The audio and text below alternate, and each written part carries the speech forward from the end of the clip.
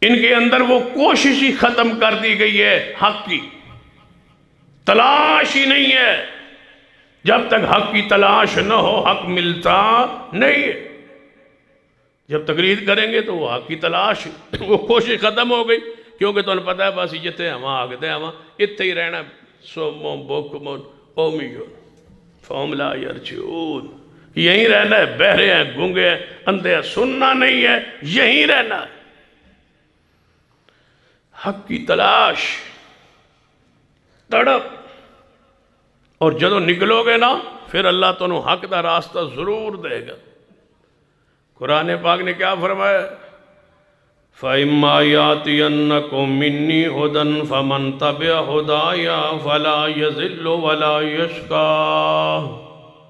میری طرف سے ہدایت آئے گی، قرآن و سنت، دین، شریعت، دلائل، جو اس ہدایت کے پیچھے لگا رہے گا وہ گمراہ بھی نہیں ہوگا اور اس کے راستے اور اس کھوٹے نہیں ہوں۔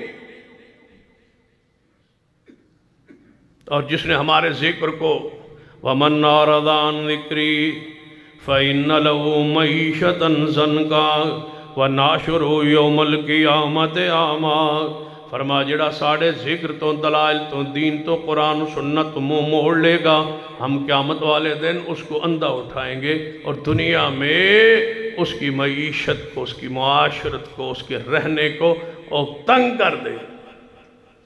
دنیا میں تنگ ہے، آخرت میں اندھا ہے، کیونکہ دنیا میں مقلد اندھا ہوتا ہے، قیامت والے دن اللہ اس کو اندھا کرے، دیکھتا ہی نہیں، غور ہی نہیں کرتا، توجہ ہی نہیں کرتا۔